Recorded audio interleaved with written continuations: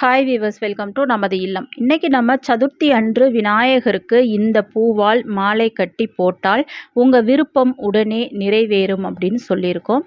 சதுர்த்தி, சங்கடகர சதுர்த்தி அன்னைக்கு விநாயகரை வழிபடுவதன் மூலம் நம்ம வாழ்க்கையில் இருக்கக்கூடிய எல்லா கஷ்டங்களையும் துன்பங்களையும் போக்கிக் கொள்ளலாம். ஒவ்வொரு சதுர்த்தி, சங்கடகர சதுர்த்திக்கும் நம்ம சேனலில் ஒரு பதிவு பரிகாரங்கள் போட்டுட்ருப்போம். அந்த வகையில் இன்னைக்கு பார்த்தீங்கன்னா, விநாயகருக்கு மாலை குறிப்பிட்ட ஒரு பூவால் மாலை கட்டி நீங்கள் போடுவதன் மூலம் உங்கள் வாழ்க்கையில் என்ன விருப்பம் உங்களுக்கு இருக்கோ, எனக்கு இது நடக்கணும், எனக்கு இது நிறைவேறணும் அப்படின்னு சொல்லி நிறைய விருப்பங்கள் நம்மளுக்கு இருக்கும். அந்த விருப்பத்தை எல்லாம் உடனடியாக நிறைவேற்றி கொடுப்பார் விநாயக பெருமான். அப்பேற்பட்ட ஒரு அற்புதமான பரிகாரம் தான் அது. என்ன பூ, எப்படி விநாயகருக்கு போடுவது அப்படின்றத பற்றிலாம் பார்க்கலாம். அதுக்கு முன்னாடி மறக்காமல் நம்ம சேனலை சப்ஸ்கிரைப் பண்ணிக்கிறங்க வீவர்ஸ். வாங்க வீடியோக்குள்ளே போகலாம். இந்த ஏப்ரல் மாதம் 20ஆம் தேதி திங்கட்கிழமை சதுர்த்தி வருது. திங்கட்கிழமை சதுர்த்தி வர்றது ரொம்பவே விசேஷம். ஏன் அப்படின்னு பார்த்தீங்கன்னா, இந்த சதுர்த்தி, சங்கடகர சதுர்த்தி அன்னைக்கு சந்திரன் வழிபாடு அப்படின்றது ரொம்பவே முக்கியத்துவம் வாய்ந்தது. ஏன்னா அந்த சந்திரன் வரக்கூடிய நேரத்தில் தான் விநாயகருக்கே பூஜை நடக்கும். அதனால் இந்த சந்திரனுக்குரிய திங்கட்கிழமை இந்த சதுர்த்தி வர்றது ரொம்பவே விசேஷம். அது மட்டும் கிடையாது, ஏப்ரல் 20ஆம் தேதி அட்சய திருதியை, அந்த நாளில் இந்த சதுர்த்தியும் சேர்ந்து வருது. அதனால் நீங்கள் கண்டிப்பாக அன்னைக்கு விநாயகருக்கு இந்த பூவால் மாலை கட்டி போட்டு பாருங்கள். அது நீங்கள் வீட்டில் இருக்கக்கூடிய ஃபோட்டோவுக்கு போட்டாலும் சரி, கோவிலுக்கு சென்று நீங்கள் விநாயகருக்கு உங்கள் கையால் மாலை கட்டி போட்டாலும் சரி, நிச்சயமாக நீங்கள் என்ன விருப்பப்படுறீங்களோ, ஆசைப்படுறீங்களோ அதை நிறைவேற்றி கொடுப்பார். உடனடியாக நிறைவேற்றி கொடுப்பார் விநாயக பெருமான். இப்போ இந்த நாளன்று நீங்கள் விரதமாக இருக்கணும். விரதம்னா நம்ம சாப்பிடாம இருக்கணும் அப்படின்றது அர்த்தம் கிடையாது. பால் பழம் எடுத்துக்கொள்ளலாம், ஒருவேளை உணவு எடுத்துக்கொள்ளலாம். சைவமாக நீங்கள் சாப்பிட்டாலே போதும். அப்புறம் பார்த்தீங்கன்னா, அந்த மாலை நேரத்தில் தான் அந்த விநாயகருக்கு கோவிலில் வழிபாடு நடக்கும். உங்கள் வீட்டுக்கு பக்கத்தில் விநாயகர் கோவில் இருந்துச்சுன்னா, இந்த செம்பருத்தி பூ விநாயகருக்கு ரொம்பவே உகந்த ஒரு பூ.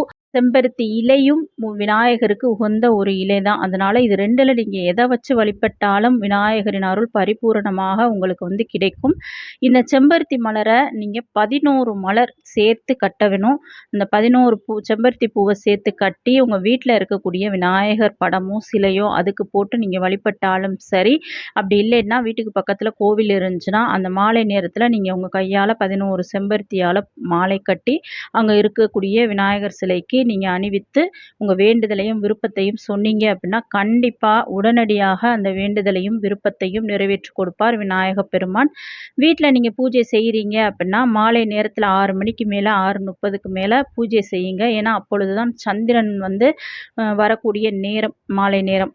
அப்படி தான் கோவிலெலாம் பூஜை நடக்கும்.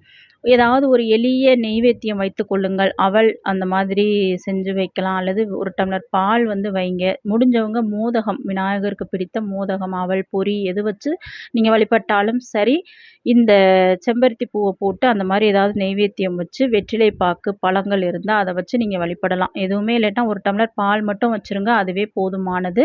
வீட்டில் வழிபட்டாலும் சரி, கோவிலில் வழிபட்டாலும் சரி, இந்த மாலையை அணிவிக்கும் பொழுது உங்கள் விருப்பத்தை விநாயக பெருமானிடம் மனதார சொல்லுங்கள். எனக்கு வேலை வேணும்னா, நான் ஆசைப்படுற அந்த பெரிய வேலை, நல்ல வேலை எனக்கு கிடைக்கணும் அப்படின்னு உங்கள் விருப்பத்தை சொல்லுங்கள். அல்லது திருமணமாக இருக்கலாம், குழந்தை பாக்கியமாக இருக்கலாம், சொந்தமாக வீடு வேண்டும், அந்த வேண்டுதலாக இருக்கலாம்.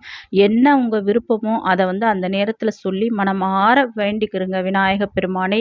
ஓம் விக்ன விநாயகனே போற்றி, ஓம் கணபதியே போற்றி அப்படின்ற அந்த விநாயகர் பாடல் துதிகள் தெரிஞ்சால் அதையும் சொல்லிக் கொள்ளுங்கள். ஓம் கம் கணபதியே நமக அப்படின்றதையும் நீங்கள் சொல்லலாம். இவ்வளவுதான் இந்த சதுர்த்தி செம்பருத்தி பூ வழிபாடு. இதை நீங்கள் செய்தாலே போதும். நிச்சயமாக உங்களுக்கு எப்படிப்பட்ட வேண்டுதல், பெரிய வேண்டுதல், விருப்பங்கள் ரொம்ப நாளாக நிறைவேறலை அப்படின்னாலும் இதை நீங்கள் இந்த சதுர்த்திக்கு செஞ்சு பாருங்கள். இதை தவற விட்டவர்கள் அடுத்து வரக்கூடிய சங்கடகர சதுர்த்தி இந்த மாதிரியான நாளில் தொடர்ந்து கூட நீங்கள் செய்யலாம். ஒரு 7 வாரம், 9 வாரம், 11 வாரம் கூட செம்பருத்தி மாலை கட்டிட்டு போய் விநாயகருக்கு போட்டு நீங்கள் வழிபட்டுக்கிட்டே வாங்க. இல்லை வீட்டில் கூட வழிபட்டுக்கிட்டே வாங்க. இப்போ வாழ்க்கையில் இருக்கக்கூடிய கஷ்டங்கள், கவலைகள், துன்பங்கள் யாவும் நீங்கி நீங்கள் என்ன வேண்டுறீங்களோ, என்ன விரும்புகிறீங்களோ அதை நிச்சயமாக விநாயக பெருமான் நிறைவேற்றி வைப்பார். இந்த செம்பருத்தி பூ வழிபாட்டிற்கு அவ்வளோ ஒரு மகத்துவம், சக்தி இருக்குது. அதனால் கண்டிப்பாக நீங்கள் மனமார விநாயகரை வணங்கி இந்த 11 செம்பருத்தி பூவை கட்டி மாலை போட்டு நீங்கள் வணங்கி பாருங்கள். நீங்களே ஆச்சரியப்படும் வகையில் கண்டிப்பாக அந்த வேண்டுதலை உடனடியாக விநாயகர் நிறைவேற்றி கொடுப்பார். எத்தனையோ பரிகாரங்கள் நீங்க செஞ்சிருப்பீங்க. இந்த எளிமையான விஷயத்த, இந்த பரிகாரத்தை நீங்க விநாயகருக்கு செஞ்சு பாருங்க. கைமேல் பலனை நீங்க பெற்றுக்கொள்ளலாம். கண்டிப்பா இது மாதிரியான சிறப்பான தகவல்கள், சிறப்பான பரிகாரங்கள் தெரிந்து கொள்ளணும் அப்படின்னா மறக்காம நம்ம சேனலை சப்ஸ்கிரைப் பண்ணுங்க. லைக் பண்ணுங்க, ஹைப் பண்ணுங்க. அப்பதான் நிறைய பேருக்கு இந்த பதிவு போய் சென்றடையும். நெக்ஸ்ட் வீடியோல பார்க்கலாம். தேங்க்யூ.